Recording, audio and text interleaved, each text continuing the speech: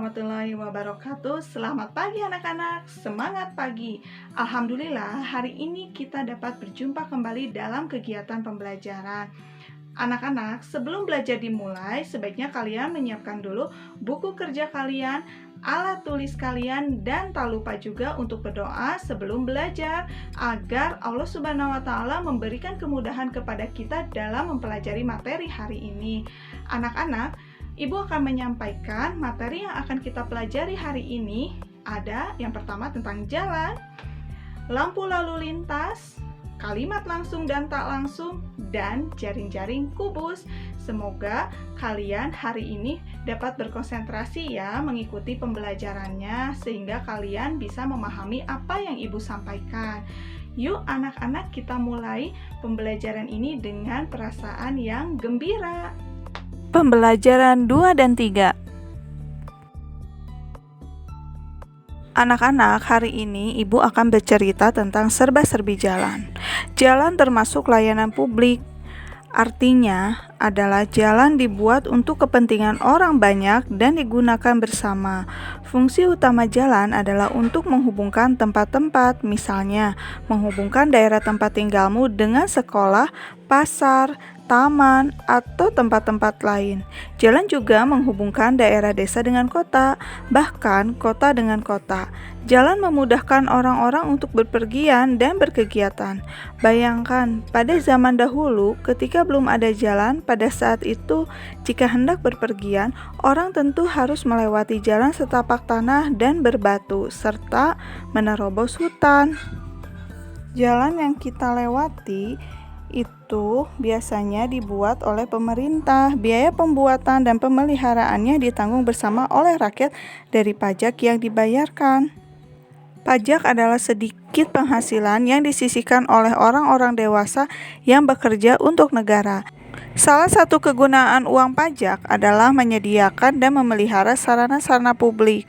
Jalan dipakai terus-menerus dan dilewati berbagai macam kendaraan. Oleh karenanya, jalan juga harus dirawat. Jika jalan mengalami kerusakan, misalnya berlubang karena sudah terlalu lama dipakai, pemerintah akan segera memperbaikinya. Dengan demikian, kita tidak akan kesulitan saat berpergian. Tidak semua jalan dibuat oleh pemerintah, ada juga jalan yang dibuat oleh layanan swasta. Contohnya adalah jalan di perumahan.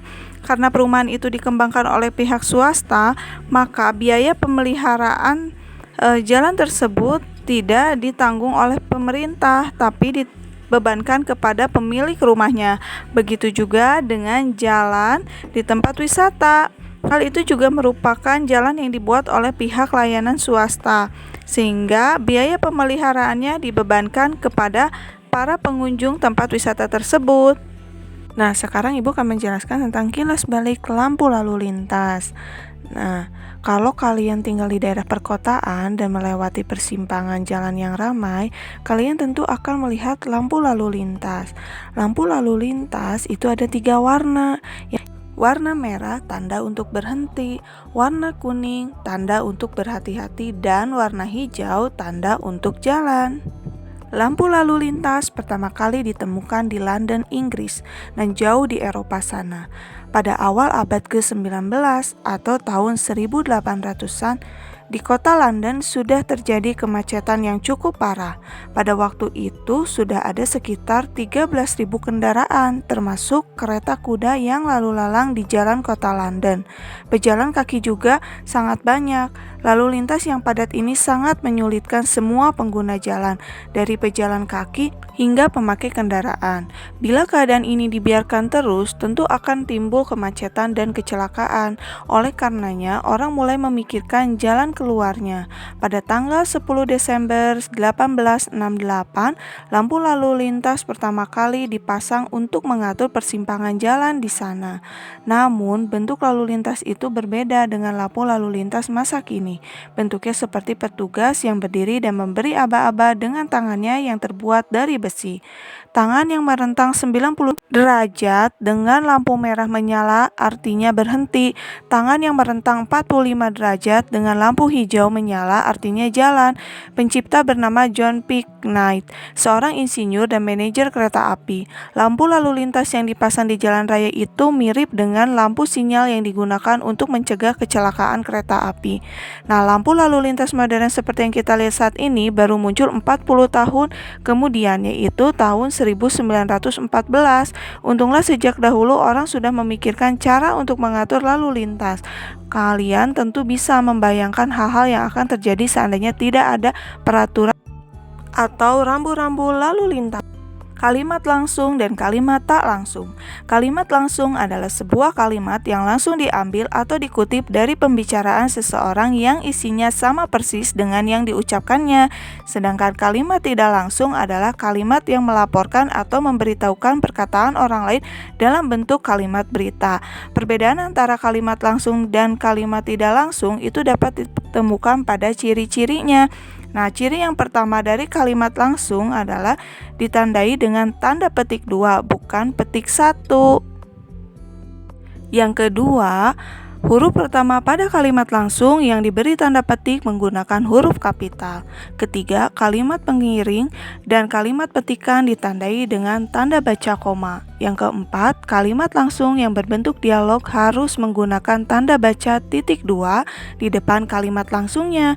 Yang kelima, cara membaca kalimat kutipan pada kalimat langsung, intonasinya lebih ditekankan. Sedangkan ciri-ciri kalimat langsung yang pertama tidak menggunakan tanda petik, yang kedua, intonasi membacanya cenderung datar, yang ketiga, terdapat perubahan kata ganti orang, yaitu kata ganti orang pertama berubah menjadi orang ketiga, saya, aku menjadi dia atau ia, dan kata ganti orang kedua berubah menjadi orang ke satu, kamu, dia menjadi saya atau nama orang.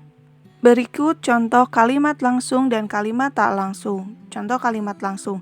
Kita naik motor saja Caca, ajak Kareja. Nah, ketika kita ubah menjadi kalimat tak langsung, Kareja mengajak Caca untuk naik motor saja. Contoh yang kedua, kalimat langsung. Ini motor Pak Asep, kata ibu. Kalimat tak langsungnya, ibu berkata bahwa ini motor Pak Asep. Nah, itulah anak-anak yang membedakan kalimat langsung dan kalimat tak langsung.